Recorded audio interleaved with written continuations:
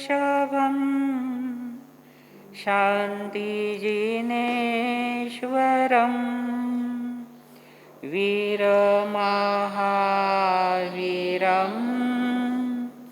त्रिशलानन्दनं वीरमहावीरं त्रिशलानन्दनं वन्दे त्रिकालं चौवीसं जीनम्। पूज्य गुरुदेव गणेश लाल जी महाराज साहब, पूज्य गुरुदेव मिश्री लाल जी महाराज साहब, आचार्य सम्राट आनंद ऋषि जी महाराज साहब के श्री चरणों में कोटिशः वंदन। वर्तमान आचार्य पूज्य शिवमुनि जी महाराज साहब के श्री चरणों में कोटिशः वंदन। पूज्य गुरुदेव विवेक मुनि जी महाराज साहब के श्री चरणों में वंदन। अत्र विराजित भगवती स्वरूपा करुणा मूर्ति पूज्या किरण सुधा जी महाराज साहब तथा सतीवृंद का सहर्ष अभिनंदन। ज्योतिर्मय चातुर्मास जीवन की बने सुहास। ज्योतिर्मय चातुर्मास जीवन की बने सुहास। आध्यात्म बीड़ की भूमि पर तप जप का लगा दो थाट। प्रभा गुरनी का आशीर्वाद रहेगा श्रावक श्राविका के साथ। गुरु गणेश के नाम की करना बरसात। मंगलमय बनेगा बीड़ का चातुर्मास। आज का विषय है चातुर्मास। चातुर्मास का अर्थ क्या है? चातुर्मास के अंदर साधु साध्वी एक ही स्थान पर क्यों ठहरते हैं? बिना संतों के चातुर्मास क्यों नहीं होता है? चातुर्मास के अंदर महत्वपूर्ण बात कौन सी है और चातुर्मास क्यों करते हैं? जब चातुर्मास नहीं रहता है, साधु संत नहीं रहते हैं, उस समय आप इतनी कतार के अंदर, इतनी भीड़ के अंदर स्थानक में रहते हो? नहीं। लेकिन साधु संत रहे तो आप यहाँ पर भीड़ के अंदर, इतनी कतार के अंदर आते हो, क्योंकि संत है तो चातुर्मास चलता है। चातुर्मास एक सेमिस्टर है। जैन आगम हमारे स्टडी है। जैन धर्म हमारी क्लास है। साधु संत हमारे टीचर है। श्रावक श्राविका हमारे क्लासमेट है। नव तत्व हमारे लेखन है। सेवा हमारी प्रैक्टिकल है। आचरण हमारी एग्जाम है। परमात्मा हमारे एग्जामिनर है। कर्म हमारी परसेंटेज है और गति हमारी रिजल्ट है। चातुर्मास का यही संदेश है। 4 महीने के अंदर हम जो भी करते हैं उस पर ही हमारी गति निर्भर होती है, मतलब हमारा रिजल्ट निकलता है। चातुर्मास के अंदर हमें 2 महत्वपूर्ण चीज़ें मिलती है और वो 2 महत्वपूर्ण चीज़ है, नंबर 1 पानी और दूसरी वाणी। पानी से तन की प्यास बुझती है और वाणी से मन की प्यास बुझती है। पानी आकाश से मिलता है और वाणी गुरु भगवंतों से मिलती है। मुनि राज की वाणी ही जिनवानी है और आकाश से गिरा पानी जिंदगानी है। पानी से जीवन चलता है और वाणी से जीवन बनता है। इसीलिए मनुष्य के जीवन में पानी और वाणी दोनों का बड़ा ही महत्व है। श्रावण मास के अंदर मेघ सघन जलधारा बरसाती है और विभिन्न दिशाओं में संपूर्ण जीव जंतुओं को तृप्त करती है और संपूर्ण सृष्टि को रसमय बनाती है। इसी श्रावण मास के साथ साथ श्रवण शब्द को जोड़ते हुए कहा। श्रवण का अर्थ है सुनना। आप लोग चातुर्मास क्यों रखते हो? पहला प्रश्न आपसे, चातुर्मास क्यों रखते हो? बोलो। घबराओ मत, फेल भी हो गए तो आपका 1 साल वाया जाएगा नहीं, हम आपको पास कर ही देंगे। लेकिन पहली बात है, आप चातुर्मास क्यों रखते हो? क्या उद्देश्य है चातुर्मास रखने का? बिल्कुल सही, कि हमें गुरु भगवंतों से जिनवाणी सुनने को मिले, हमारा जीवन जिसे सुधरे ऐसी वाणी हमें सुनने को मिले, हमारा भव भव सुधरे ऐसे अगम हमें सुनने को मिले, हमारा जीवन प्रगतिशीलमय हो, ऐसा ही वाणी गुरु भक्तों की हमें सुनने को मिले। चातुर्मास का सही उद्देश्य ही है सुनना, मतलब श्रवण।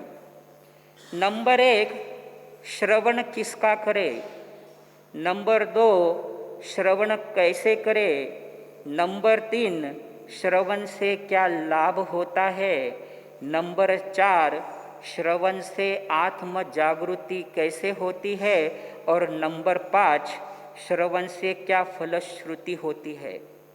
नंबर 1, श्रवण कैसे करे? हमें जिनेश्वर भगवान की वाणी को सुनना है, गुरु भगवंत के मुखार विंद से सुनना है, जिससे हमारा कल्याण हो। मतलब हमें अरिहंत प्रभु को श्रवण करना है। नंबर 2, श्रवण कैसे करे? हमें कपट रहित वाणी सुनना है, जिनेश्वर भगवान की वाणी सुनना है, अहो भाव से वाणी सुनना है और यह भाव शुद्ध रखे कि मुझे अहो भाग्य से पुण्य उदय से यह मनुष्य जन्म मिला है, साथ ही साथ मुझे प्रभु भक्ति भी मिली है। तो मैं किसी की भी टीका टिप्पणी न करते हुए, किसी की भी निंदा न करते हुए, सिर्फ और सिर्फ परमार्थ विचार सदा कुशलम, मतलब मैं सिर्फ परमार्थ को ही श्रवण करूं, परमार्थ को ही सुनूं, जिससे मेरा कुशल होगा, मंगल होगा, कल्याण होगा। मतलब श्रवण ऐसे करे। नंबर 3, श्रवण करने से क्या लाभ होता है? जिनेश्वर भगवान को सुनने से, गुरु भगवंत को सुनने से हमारा भी जीवन पवित्र होता है, जन्म जन्मांतर के दुख नष्ट होते हैं, यह आत्मा पुण्य का उपार्जन करती है और शाश्वत सुख को प्राप्त करती है। मतलब श्रवण करने से यह लाभ होता है। नंबर 4, श्रवण करने से आत्म जागृति कैसे होती है? जिनेश्वर भगवान को, गुरु भगवंतों को, महापुरुषों को बार बार बार बार सुनने से हमारी आत्मा में भी अपने आप जागृति आने लगती है और हम भी विचार करने लगते हैं कि अनादि अनादि काल से हमारी यह आत्मा संसार के अंदर भटक रही है, इसे मैं सदगति में ले जाऊं। जैसे इंद्रभूति ब्राह्मण परमात्मा महावीर के सुवचन सुनकर ही उनकी आत्मा जागृत हुई और परमात्मा महावीर के पास दीक्षित हुई और प्रथम गणधर गौतम स्वामी बने। मतलब श्रवण करने से आत्म जागृति ऐसे होती है। नंबर 5, श्रवण करने से क्या फलश्रुति होती है? देवगति या मोक्ष फल की प्राप्ति होती है। जैसे अग्नि में झुलसते हुए नाग नागिन के जोड़े ने भगवान पार्श्वनाथ के मुखारविंद से नवकार मंत्र सुना और धरेंद्र पद्मावती देव बने। इतना ही नहीं, महाभयंकर विषैले चंड कौशिक ने भी परमात्मा महावीर के सुवचन सुनकर ही अपने क्रोध को शांत किया, समभाव में आया, अनंत चींटियों की असह्य वेदना को सहन किया और 8वें देवलोक में भद्र कौशिक नाम के देव बने। मतलब श्रवण करने से यह फलश्रुति होती है। श्रावण मास के अंदर आचरण योग्य श्रवण व्रत भारतीय संस्कृति में महत्वपूर्ण महीने और उसमें सबसे अधिक महत्वपूर्ण महीना माना गया है श्रावण मास। कारण यह मास शांत, सुहावना, मनोरम, धर्म श्रवण, तपश्चरण आदि करने के लिए योग्य माना गया है। और इसके साथ साथ श्रावण मास के साथ साथ आचरण करने योग्य मुख्य व्रत श्रवण व्रत, इसके साथ मनन करने के लिए जप, सामायिक, बाह्य अभ्यंतर तप आचरण करने के लिए योग्य माना गया है। वैदिक धर्म के अंदर इसी श्रावण मास के अंदर हरिनाम सप्ताह, गुरु चरित्र पारायण, सुंदरकांड, रामायण, महाभारत पठन और श्रावण मास के अंदर श्रावण सोमवार कर शिव जी की आराधना करते हैं, आदि आदि धार्मिक कार्य आरंभ हो जाते हैं। श्रवण यह शब्द 3 तत्वों का बोधक है। श्रवण, श्र से श्रवण मतलब सुनना, व से व्रताचरण तप या नियम का स्वीकार करना, न से नमोकार महामंत्र का जाप करना या देव गुरु धर्म को नमन करना। श्रावण मास यही बोध करता है। श्रावण मास सुनना और सुनाना दोनों का बोध करता है। इसका मुख्य उद्देश्य है धर्म श्रवण करना, जिन वाणी सुनना, अरिहंत प्रभु की यथाशक्ति भक्ति करना। श्रावण मास यही सूचित करता है। और इन सब कार्यों के लिए मुख्य काल है चातुर्मास। चातुर्मास आत्म साधना का पावस काल है। पावस काल में साधना करे। पावस काल वर्षा काल है। जिस तरह वर्षा काल में पानी बरसता है, उसी तरह आचार्य भगवंत, उपाध्याय भगवंत, साधु साध्वी जहाँ पर भी विराजमान होते हैं, वहाँ पर जिन वाणी की सतत वर्षा करते हैं। पानी को द्रव्य तीर्थ भी कहा गया है। नदियों के संगम को तीर्थ या त्रिवेणी भी कहा जाता है। जैसे द्रव्य तीर्थ दाह शांत कर प्यास बुझाता है और मैल अशुचि का नाश करता है, उसी प्रकार चातुर्मास भाव तीर्थ है, जो कषाय के ताप को शांत करती है, मैल मोह को नष्ट करता है और तृष्णा की प्यास बुझाता है। साधु तीरथ श्रावक तीरथ तीरथ जन प्रकाश। साधु तीरथ श्रावक तीरथ तीरथ जन प्रकाश। ताप कषाय का, मैल मोह का, हरे तृष्णा की प्यास।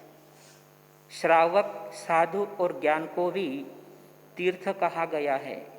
कारण इन तीनों से ही संसार सागर से हम तीर सकते हैं। ज्ञान दर्शन चारित्र की आराधना ही क्रोध मान माया लोभ को नष्ट करती है। मनुष्य अपने जीवन में इतना नीचे गिरता है, इतना नीचे गिरता है कि पशु उससे ऊपर उठ जाए, और यही मनुष्य अपने जीवन में इतना ऊंचा उठता है, इतना ऊंचा उठता है कि देवता उससे नीचे हो जाए। ऊपर की ओर जाने का अनुपम अवसर है चातुर्मास। चातुर्मास का शाब्दिक अर्थ है 4 मास का समय। इसके अंदर वर्षा ऋतु के 4 मास है, श्रावण, भाद्रपद, अश्विन, कार्तिक, ये 4 मास शामिल है। चातुर्मास एक काल प्रक्रिया है जो साल में 3 बार आता है, लेकिन आषाढ़ी पूर्णिमा से चालू होने वाले चातुर्मास का एक अपना अलग महत्व है। चातुर्मास का धर्म की सर्व उत्कृष्ट भावना को प्रकट करने का चातुर्मास सर्वप्रथम वेद काल में हुआ। इसलिए वेद परंपरा में और बौद्धिक धर्म में चातुर्मास का महत्व बढ़ा। इस चातुर्मास की अवधि में एक तरफ वेद परंपरा के संत महात्मा तो दूसरी ओर जैन धर्म के साधु साध्वी श्रावक श्राविका कठोर तप साधना करते हैं और संस्कार, संस्कृति, सभ्यता के ऊपर विशेष जोर दिया जाता है और इसका पालन करने का सबको प्रेरित किया जाता है। चातुर्मास आत्मा की साधना की प्यास बुझाने का नाम है चातुर्मास। मद लोभ काम लोभ से मुक्त होकर आज़ादी की जिंदगी जीने का नाम है चातुर्मास। नवकार मंत्र के जाप में तन्मय होकर अहंकार को नष्ट करने का नाम है चातुर्मास। विराट ज्ञान में डूबकर ब्रह्म स्वरूप आत्मा को समझने का नाम है चातुर्मास। धर्म और समाज में जागृति लाने का नाम है चातुर्मास। वैराग्य में रम जाने का नाम है चातुर्मास। आत्मा से परमात्मा बनने का नाम है चातुर्मास। एक तरफ हिंदू संस्कृति की धार्मिक मान्यता यह है कि यह काल जगत के पालनहार विष्णु का शयन काल है। इस काल में विष्णु क्षीर समुद्र में जाकर विश्राम करते हैं।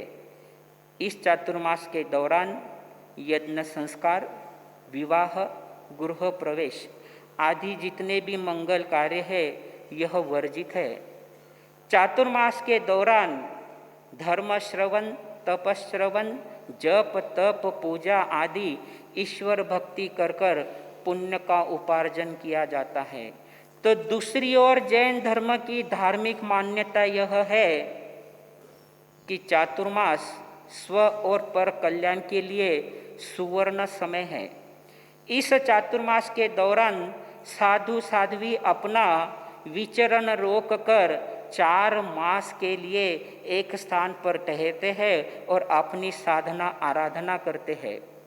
यह एक कल्प है, विद्या है, आचार संहिता है, एक समाचरी है, एक परंपरा है जिसका निवारण करना हर एक साधु साध्वी के लिए अनिवार्य है। कारण वर्षा के आगमन पर इस धरती पर अनगिनत जीव जंतु उत्पन्न हो जाते हैं। अब काय के जीव वनस्पति, लीलन फूलन, कीड़े मकोड़े इतने पैदा हो जाते हैं कि हम चाहकर भी उन्हें बचाना चाहो तो भी ये संभव हो नहीं पाता।